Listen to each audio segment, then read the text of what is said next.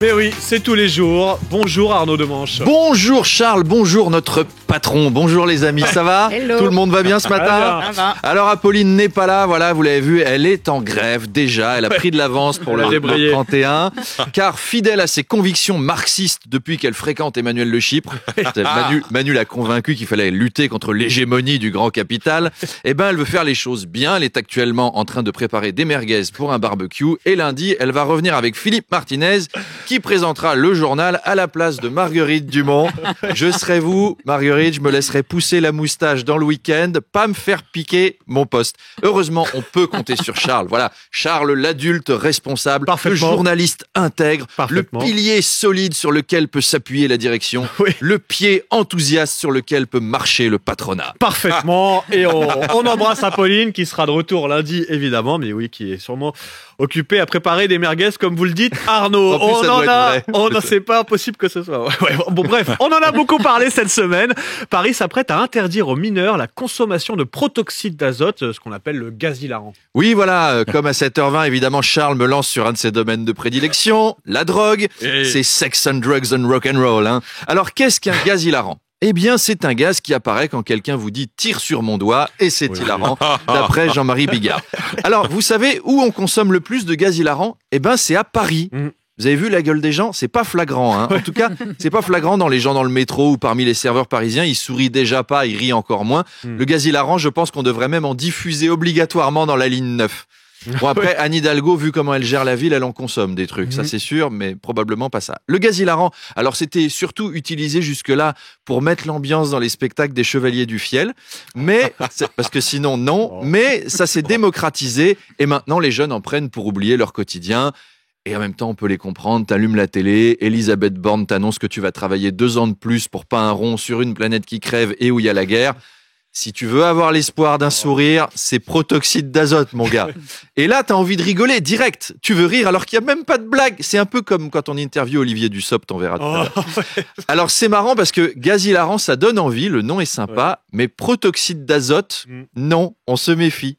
Bon, c'est pas parce que le nom est sympa que c'est bon. Hein. Je sais pas si vous avez déjà goûté du gaz moutarde, mais je déconseille sur le poulet. Alors, le gaz moutarde, c'est une arme biochimique, vous savez peut-être pas.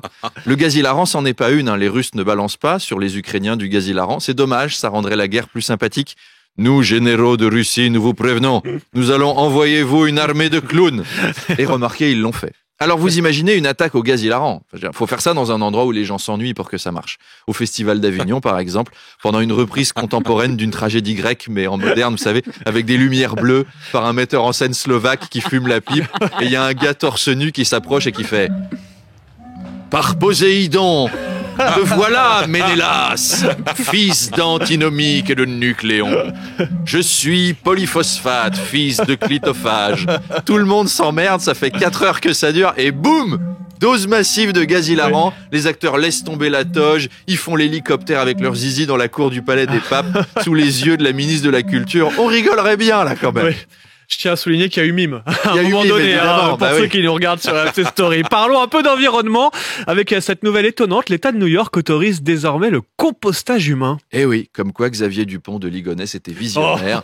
Alors, à votre décès, maintenant, vous pouvez devenir du terreau à jardin. On vous met dans un bac spécial avec des épluchures de pommes de terre, des fans de carottes. Ta famille vient vider son assiette sur ta tronche après chaque repas et on se biodégrade et on peut alimenter des plantes, à condition qu'elles tiennent le coup. Hein. De par Dieu, tu le transformes en terreau, les fleurs vont faner. Mais c'est comme si on se réincarnait. Tu pourras offrir à papy les chrysanthèmes qui ont poussé sur mamie. Ça a l'air original comme idée, mais en fait, ils ont juste copié les Qataris. Hein. Les Américains ont fait « Waouh, elles sont belles les pelouses de vos stades !» En voyant la Coupe du Monde au Qatar, l'émir leur a donné le truc. Il a dit « Non, c'est du compost d'ouvriers philippins. Waouh, ça a l'air de bien marcher. » Et hop, la loi passe. C'est un coup du lobby des armes, je suis sûr. C'est la NRA, ça. Désormais, il n'y aura plus de tuerie de masse aux États-Unis. Non, on parlera d'un geste éco-citoyen. Voilà, c'est Greta Thunberg qui va être contente.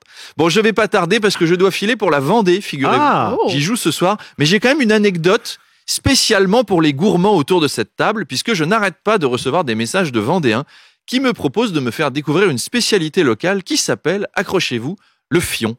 Le fion vendéen. Vous savez ce que c'est? Est-ce que quelqu'un sait ce que c'est? Eh ben, c'est un flan aux œufs parfumés. Et oui. Et en Vendée, c'est une institution. On est fiers de son fion. Et je me suis dit, ça doit donner des repas de famille intéressants, quoi. Tu manges pour la première fois chez ta copine et au moment du dessert, ta belle maman qui te sort: Charles, est-ce que vous avez déjà goûté le fion de ma fille? Vous savez que c'est moi qui lui ai tout appris. Hein. Je ne veux pas me vanter, mais alors le mien est meilleur. Parce qu'en fait, j'ai revisité le fion de ma grand-mère. Enfin, les Vendéens savent s'amuser. Est-ce que vous voulez que je vous en ramène pour lundi? Allez, hein? allez. Je vous ramène ça, une part de fion. Allez, lundi, je vous en ramène lundi et bon week-end. Ciao, ciao. Bon week-end, Arnaud. Tiens, pour le week-end aussi, notre petit conseil, c'est le podcast. Les podcasts d'Arnaud Demanche, évidemment, toutes les chroniques d'Arnaud à retrouver sur l'appli RMC. Et puis, je sais que vous adorez Arnaud sur RMC. Vous allez adorer Arnaud Demanche sur scène. C'est notamment à Paris, les 2 et 3 février prochains. Vous retrouvez Arnaud sur scène à la salle, c'est l'Européen. À l'Européen. Et ben, ça a été, vu et approuvé et recommandé par toute l'équipe ici. Je parle sous le contrôle de Manu Le Chypre. On a passé une excellente soirée. On vous la recommande 2 et 3 février prochains pour retrouver Arnaud Demanche sur scène à 8h27.